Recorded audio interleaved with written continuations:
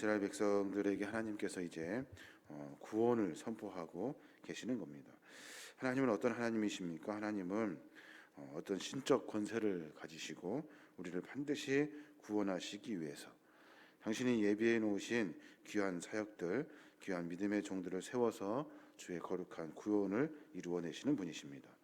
또 하나님 어떤 분이십니까? 하나님은 우리를 반드시 회복시켜 주시는 분이셔요. 우리를 구원하여 주시고 회복하여 주셔서 하나님을 다시 만나게 하고 또 하나님의 은혜로 말미암아 영원한 생명을 누리게 하시는 분이 하나님이시라는 거예요. 또 하나님은 사랑과 긍휼이 많으신 분이에요. 오늘 본문의 말씀에 보면 어미와 자식에 대해서 이야기하고 있고 그리고 그들을 위해서 싸웠던 장수에 대한 이야기도 하면서 하나님은 우리를 사랑하여 주시고 우리를 긍휼히 여겨 주셔서 우리로 하여금 하늘의 위로와 소망을 갖게 하시는 분이시라는 거예요. 오늘 이스라엘 백성들이 장차 바벨론의 포로로 잡혀가서 그들이 어려움을 당할 것을 예언하고 계셔요. 또 그뿐만이 아니라 그들을 향해서 하나님께서 위로해 주시고 하나님이 그들을 구원해 주신다는 소망의 말씀을 우리에게 선포해 주고 있는 거예요.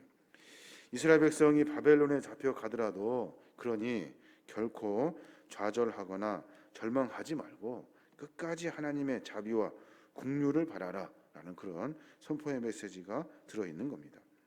그 한 예로 하나님께서는 지금 어미와 자녀의 관계를 설명하고 계셔요. 오늘 14절에 15절에 보면 여인이 어찌 그 젖먹는 자식을 잊겠으며 자기 태에서 난 아들을 긍휼히 여기지 않겠느냐. 그들은 혹시 잊을지라도 나는 너를 잊지 아니할 것이라 라고 선포하고 계셔요. 여인이 젖먹는 자식을 어떻게 잃어버릴 수 있겠습니까? 그것처럼 하나님께서 너희들을 절대로 잊지 않을 것이다 라고 선포하고 계시는 거예요. 아무리 포로로 어렵고 힘든 상황이 있다 하여도 하나님은 너희들을 긍휼히 여기는 어미의 심정을 가지고 보살필 것이다 라고 선포하고 계시는 거예요.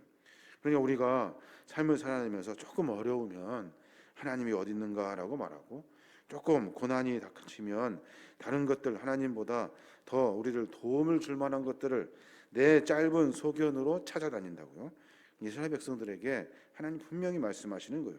그러지 말고 너를 포기하지 아니하시는 하나님을 찾아라 라고 선포하고 있는 겁니다.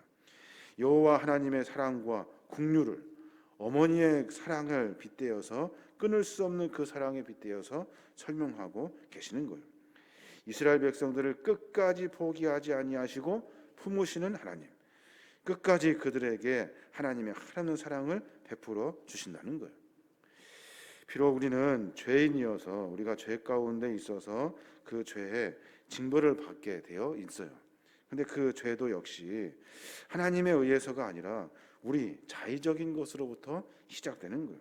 그래서 이스라엘이 죄를 지어서 비록 죄악 가운데 있지만 그럼에도 불구하고 하나님은 아예 그냥 죽이지 아니하시고 벌하지 아니하시고 끝까지 사랑하여 주시고 긍휼을 베풀어 주신다는 분이셔요. 오늘 우리가 읽었던 50장 1절에 보면 그런 말씀이 있어요. 나 여호와가 이같이 말하노라 내가 너희의 어미를 내보낸 이혼 증서가 어디 있느냐. 내가 어느 체주에게 너희를 팔았느냐. 보라 너희는 너희의 죄악으로 말미암아 팔렸고 너희의 어미는 너의 배역함으로 말미암아 내보냄을 받았느니라 라고 말씀하고 계셔요.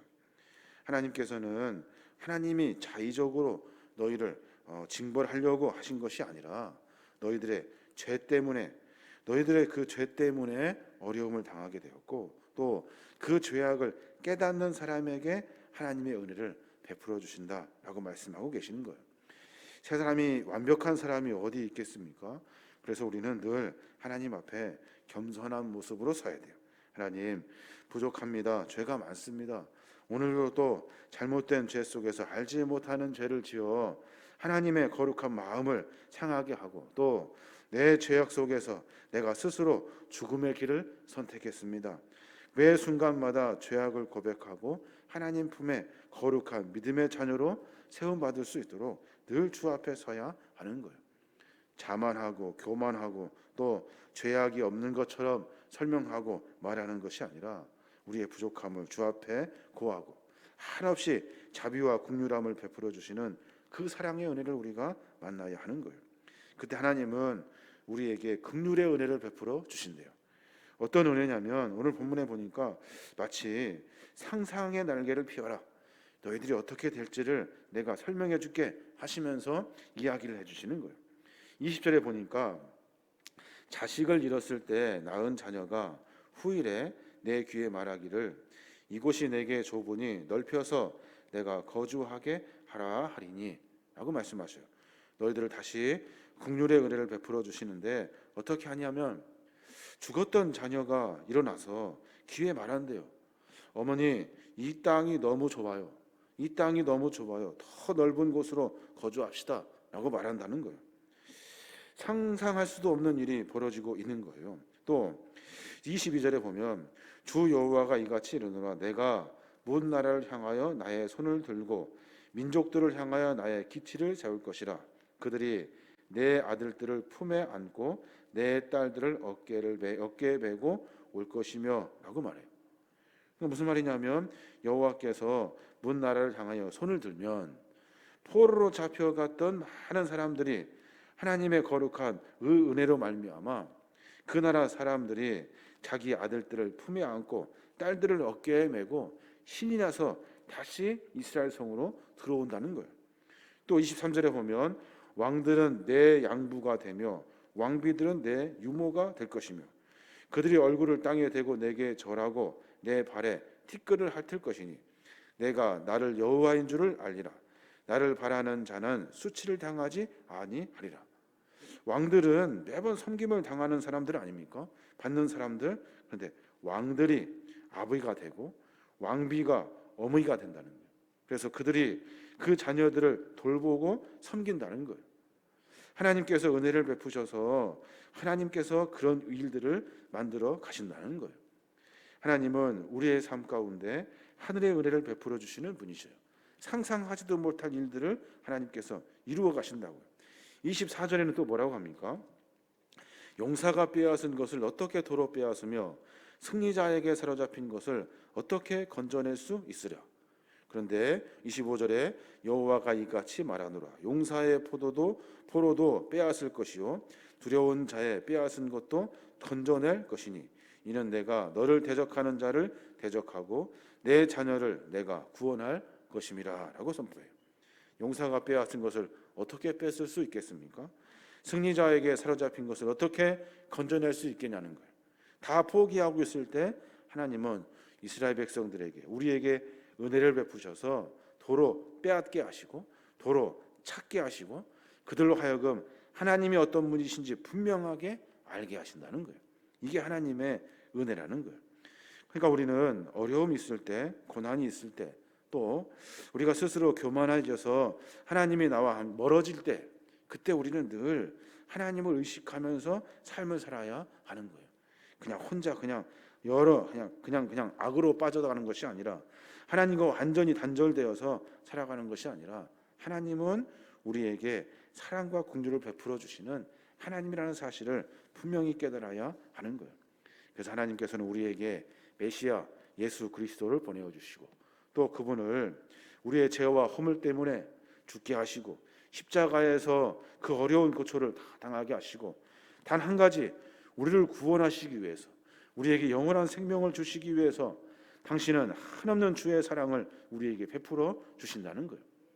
우리가 잘나서가 아니라 우리가 어떤 공로가 많아서가 아니라 이것은 순전히 하나님의 그 은혜와 긍휼과 사랑이라는 거예요. 이 긍휼과 은혜와 사랑이 우리를 향하여져 있다는 거예요. 그러니까 너희들은 왜 그 하나님의 사랑을 모르냐는 거예요. 왜 자꾸 곁길로 빠지고 왜 하나님이 아니고 다른 신을 쫓아다니고 왜 너희들 생각에 그 짧은 소견을 가지고 삶을 살아내냐는 거예요. 하나님의 한없는 은혜와 사랑을 받아라 라고 지금 선포하고 계시는 거예요. 이스라엘 백성들은 아마도 지금 아직 포로로 잡혀가지도 않았고 또 아직 그들이 당할 일들에 대해서 아마 상상할 수 없었을 거예요. 이 이야기를 듣고 하나님이 어떤 분이신지 그들은 깨달았어야 되고 하나님이 그들을 얼마큼 사랑하시는지를 알아야 했었고 그리고 하나님의 거룩한 백성으로 다시 그 자리에 돌아갔어야 했다는 거예요. 우리의 삶의 모습을 분명히 점검해야 됩니다. 우리는 하나님의 은혜 아니면 살 수 없는 사람입니다. 그 고백이 있는 사람이 그리스도인들이에요. 그 고백은 하나님 우리를 태초부터 선택하여 주셨고 그 선택받은 믿음의 종들로 하여금 하늘의 하나님의 그 자비와 은혜와 긍휼함의 사랑을 누리게 하시는 거예요. 그러니까 매번 고민할 때마다 우리가 매번 고백할 일은 하나님의 긍휼과 사랑, 나에게 주셨던 그 은혜와 사랑을 내가 고백하고 기대하는 거예요. 앞으로 나에게 베풀어 주실 그 사랑을 기대하며 삶을 살아내는 거예요. 이게 바로 그리스도인의 삶이라는 겁니다. 하나님은 우리를 사랑하셔요. 그래서 당신의 그 신적 권세를 가지고 우리에게 그분이 가지고 계셨던 사랑과 자비와 긍휼을 우리에게 베풀어 주시고 날마다 하나님은 우리를 눈동자같이 지켜 보호하여 주시려고 마치 어미가 그 자식을 품에 안은 것처럼 우리를 늘 품어 주신다는 거예요. 혹 자녀가 곁길로 가도 끝까지 기다리시고 우리에게 한없는 은혜와 사랑, 조건이 있어서 베푸시는 것이 아니라 조건 없이 우리를 늘 긍휼의 사랑으로 품어 주시려고 하시는 것이 하나님의 마음이라는 거예요. 그 마음을 깨닫고 우리가 하나님의 귀한 사랑을 받아들여야 하는 겁니다. 하나님 감사합니다. 하나님 은혜 아니면 우리가 살 수 없었습니다. 라는 고백이 우리의 고백이 되어야 하는 거예요. 어떤 것들이 아니라 다른 조건이나 어떤 상황이 아니라 하나님 감사합니다. 이렇게 하루를 열게 하신 하나님 감사합니다. 오늘 이렇게 하루 이렇게 하나님의 은혜로 살 수 있도록 생명 주심도 감사합니다. 우리가 할 일은 감사밖에 없는 거예요. 감사하여서 하나님의 그 긍휼과 은혜와 사랑을 우리가 깊이 깨달아야 하는 겁니다.